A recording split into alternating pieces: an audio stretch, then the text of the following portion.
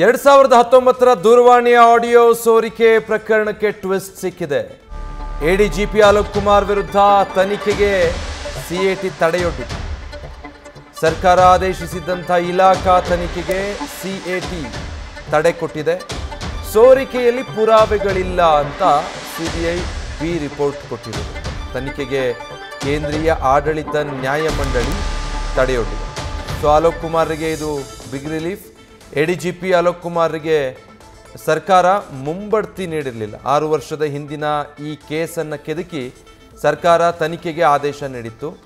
ಮುಂಬಡ್ತಿ ನೀಡದ ಸರ್ಕಾರದ ನಡೆಯಿಂದ ಎಡಿಜಿಪಿ ಬೇಸತ್ತಿದ್ರು. ಸರ್ಕಾರದ ಮುಖ್ಯ ಕಾರ್ಯದರ್ಶಿಗೆ ಲೀಗಲ್ ನೋಟಿಸ್ ಕೂಡ ಆಗಿತ್ತು. ಡೀಟೇಲ್ಸ್ ಕೊಡ್ತಾರೆ ಸಂದೇಶ್.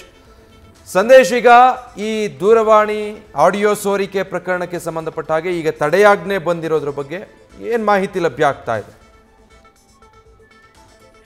ವಿಜಯ್, ಸರ್ಕಾರದಿಂದ 6 ವರ್ಷಗಳ ಹಿಂದಿನ ಒಂದು ಕೇಸ್ಗೆ ಸಂಬಂಧಪಟ್ಟಂತೆ ಅಂದ್ರೆ ಭಾಸ್ಕರ್ ರಾವ್ ಅವರ ಫೋನ್ ಟ್ಯಾಪಿಂಗ್ ಅಥವಾ ಫೋನ್ ಕದ್ದಾಲಿಕೆ ಆರೋಪದ ಹಿನ್ನೆಲೆಯಲ್ಲಿ ಈ ಹಿಂದೆ ಕೇಸ್ ಕೂಡ ದಾಖಲಾಗಿತ್ತು. ಆ ಕೇಸ್ಗೆ ಸಂಬಂಧಪಟ್ಟಂತೆ ಸಿಬಿಐ ಕೂಡ ತನಿಖೆಯನ್ನ ಮಾಡಿದ್ರು. ತನಿಖೆ ನಡೆಸಿ ಬಿ ರಿಪೋರ್ಟ್ ಕೂಡ 2 ಬಾರಿ ಬಿ ರಿಪೋರ್ಟ್ ಕೊಟ್ಟಿತ್ತು.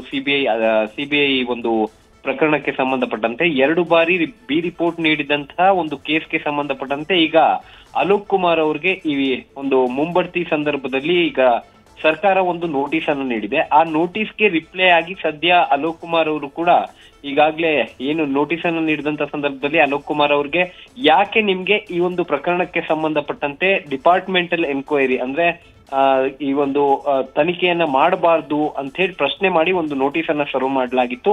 ಈ ನೋಟಿಸ್ ಅನ್ನ ಪ್ರಶ್ನಿಸಿ ಅಲೋಕ್ ಕುಮಾರ್ ಅವರು ಕೂಡ ಕೋರ್ಟ್ ನ ಮೊರೆ ಹೋಗಿದ್ರು. ಅಂದ್ರೆ ಸಿಐಟಿಯ ಮೊರೆ ಹೋಗಿದ್ರು. ಅಲ್ಲಿ ಸಿಐಟಿಯಲ್ಲಿ ಈಗ ಸದ್ಯ ಈ ಒಂದು ನೋಟಿಸ್ಗೆ ಸ್ಟೇ ಬಂದಿರುವಂತದ್ದು, ಅಂದ್ರೆ ನೋಟಿಸ್ಗೆ ಈಗ ತಡೆಯಾಜ್ಞೆ ಬಂದಿರುವಂತದ್ದು. ಹಾಗಾಗಿ ಈ ಒಂದು ಪ್ರಕರಣಕ್ಕೆ ಸಂಬಂಧಪಟ್ಟಂತೆ ಅಥವಾ ಈ ನೋಟಿಸ್ಗೆ ಸಂಬಂಧಪಟ್ಟಂತೆ ಅಥವಾ ಈ ಡಿಪಾರ್ಟ್ಮೆಂಟಲ್ ಎನ್ಕ್ವೈರಿಗೆ ಆದೇಶವನ್ನ ನೀಡೋದಕ್ಕೆ ನೋಟಿಸ್ ಅನ್ನ ಏನ್ ಸರ್ಕಾರ ನೀಡಿದೆ ಅದಕ್ಕೆ ಸಂಬಂಧಪಟ್ಟಂತೆ ಈಗ ಸದ್ಯ ಸ್ಟೇ ಬಂದಿರೋದ್ರಿಂದ 10ನೇ ತಾರೀಕಿಗೆ ಅಂದ್ರೆ ಜೂನ್ 10ನೇ ತಾರೀಕಿಗೆ ಆ ವಿಚಾರಣೆ ಮುಂದೂಡಿಕೆ ಆಗಿದೆ. ಯಾಕಂದ್ರೆ ವೆಕೇಶನ್ ಇರೋದ್ರಿಂದ ಕೋರ್ಟ್ ಈ ಒಂದು ಪ್ರಕರಣದ ತನಿಖೆಯನ್ನ 10ನೇ ತಾರೀಕಿಗೆ ಈಗ ಮುಂದೂಡಿಕೆಯನ್ನ ಮಾಡಿರೋದ್ರಿಂದ ಈಗ ಮುಂದಿನ ಹಂತದಲ್ಲಿ ಆ ಒಂದು ನೋಟಿಸ್ ಏನಿತ್ತು ಅಂದ್ರೆ ಸರ್ಕಾರದಿಂದ ಬಂದಿದ್ದಂತಹ ನೋಟಿಸ್ ಅಥವಾ ಆ ಡಿಪಾರ್ಟ್ಮೆಂಟಲ್ ಎನ್ಕ್ವೈರಿಯನ್ನ ಯಾಕೆ ಮಾಡಬಾರ್ದು ಅಂತೇಳಿ ಪ್ರಶ್ನಿಸಿ ಒಂದು ನೋಟಿಸ್ ಅನ್ನ ಅಲೋಕ್ ಕುಮಾರ್ ಅವ್ರಿಗೆ ಏನ್ ಸರ್ವ್ ಮಾಡಿದ್ರು ಆ ಒಂದು ನೋಟಿಸ್ಗೆ ಸದ್ಯ ಈಗ ತಡೆಯಾಜ್ಞೆ ಬಂದಿದೆ. ಆ ನೋಟಿಸ್ಗೆ ಸಂಬಂಧಪಟ್ಟಂತಹ ತನಿಖೆ ಮುಂದಿನ ಹಂತದಲ್ಲಿ ಅಂದ್ರೆ ಜೂನ್ 10ನೇ ತಾರೀಕು ಈ ವಿಚಾರಣೆ ನಡೆದ ಬಳಿಕ